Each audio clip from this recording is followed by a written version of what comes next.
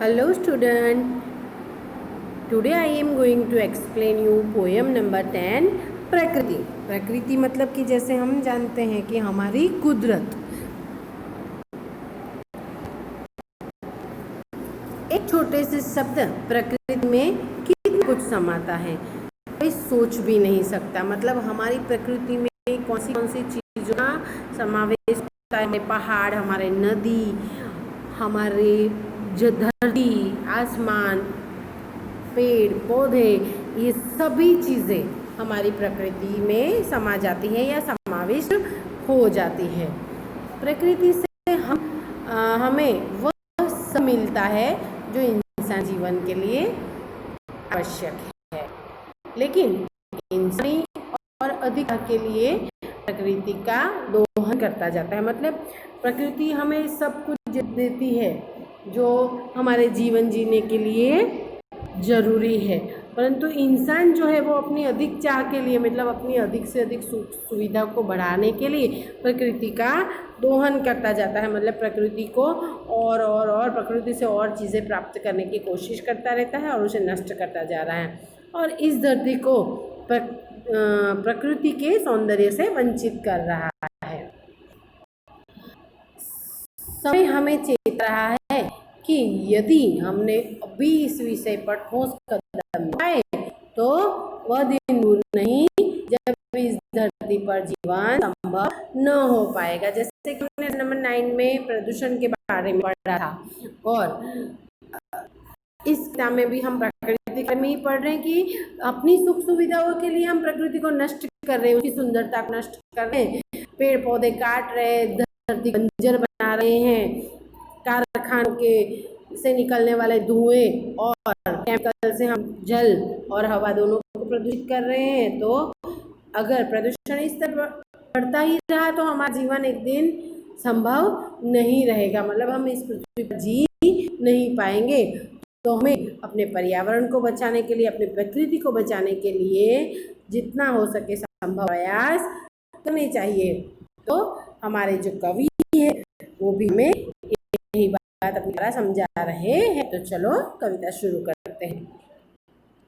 प्रकृति हमारी कितनी प्यारी, सबसे अलग है सबसे न्यारी, देती है वो सबको सीख, समझे जो उसे नजदीक, पेड़ पौधे नदी पहाड़ बनाए सुंदर ये संसार। लेखक कहते हैं कि हमारी प्रकृति जो है वे कितनी सुंदर है, कितनी प्यारी है, सबसे न्यारी है। सबसे न्यारी मतलब सबसे अलग है, सबसे निराली है, देती है वो हम सबको सीख। और प्रकृति हमें क्या सिखाती है, समझे जो उसे नज़दीक। मतलब अगर कोई व्यक्ति, कोई इंसान उससे समझने की कोशिश करे, नज़दीकी से समझने की और बारीकी से समझने की कोशिश, पेड़ पौधे नदी पहाड़ बनाए सुंदर ये संसार। हमारे पेड़, हमारे पौधे, नदी संसार को सुंदर बनाते हैं। संसार को सुंदर बनाने के साथ साथ हमें बहुत सारी सीख भी देते हैं। जैसे कि पेड़ हमें क्या देता है, छाया देता है, खाने के लिए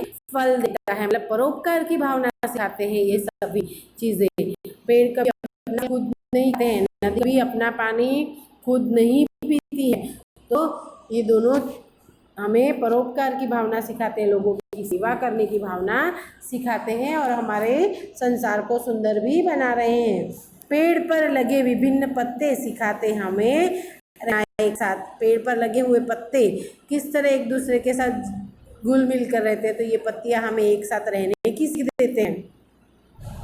पेड़ की जिंदगी सत्कर्मों पर टिकी है, आसमान है ये विशाल अनंत। पेड़ मैंने पहले ही बता दिया कि सत्कर्मों पर टिकी हुई है, मतलब वो कभी अपने आप के लिए, अपनी सुख सुविधाओं के लिए कभी अपना उपयोग नहीं करता, के फल उसकी छांव दूसरों के लिए होती है, और अंत में उसकी लकड़ी भी मनुष्य के लिए ही होती है। तो अपना जीवन पर्यंत तो दूसरों के फायदे या दूसरों की सुविधा के लिए ही काम करता है। आसमान है ये विशाल अनंत, हमारा जो आसमान है वो अनंत तक फैला हुआ है।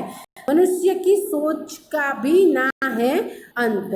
तो जिस प्रकार हम आसमान अनंत है, मनुष्य की सोच भी अनंत ही है।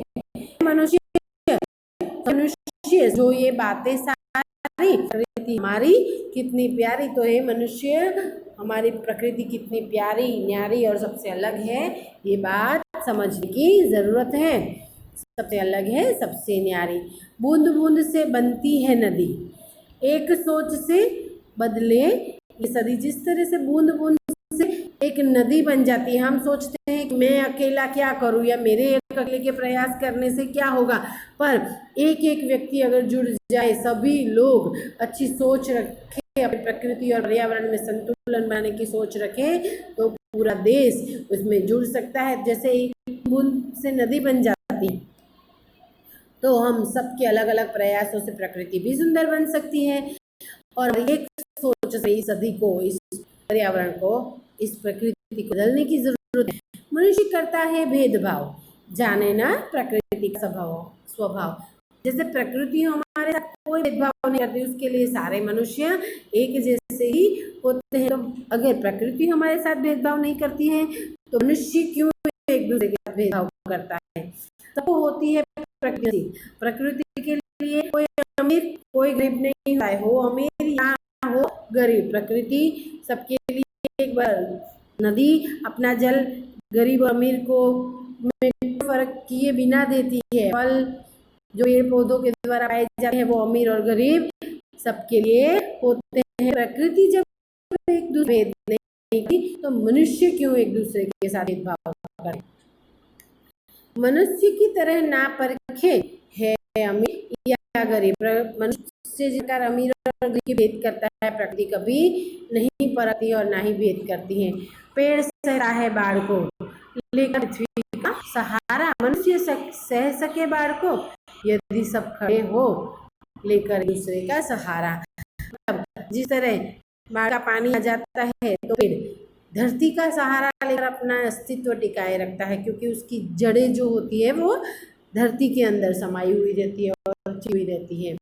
तो पेड़ जो है वो धरती का सहारा लेकर बाढ़ में भी खड़ता है। तो मनुष्य भी अगर इस बाढ़ में या प्राकृतिक आपदा में बचा रहना चाहता है, तो एक दूसरे का सहारा बने, एक दूसरे का सहारा बने, वो भी अपना टिका करे। जो प्रकृति को नाश होता है उसका विनाश, जो भी चाहे मनुष्य हो चाहे और कोई तत्व प्रकृति का नाश करेगा, उसका विनाश होने ही वाला है। मनुष्य ये और जीने दे, मिलकर रहे सब एक साथ, मतलब मनुष्य को जियो और जीने दो की भावना सिखाने की कोशिश हमारे कोई कर रहे हैं कि खुद भी शांति से जियो और दूसरों को भी शांति से जीने दो। परखो भैया यह बातें सारी, प्रकृति हमारी कितनी न्यारी, सबसे अलग सबसे प्यारी। तो कवि कह रहे हैं कि हमारी प्रकृति को बनाए रखने की कोशिश करो, उसकी रक्षा करो, वो कितनी सुंदर और कितनी प्यारी है वो समझने की कोशिश करो। और प्रकृति की जो सीख है, जो सीख मिलती है मानवता की, करुणा की, सद्कर्म करने की, उसे हमें हमारे जीवन में उतारना भी चाहिए।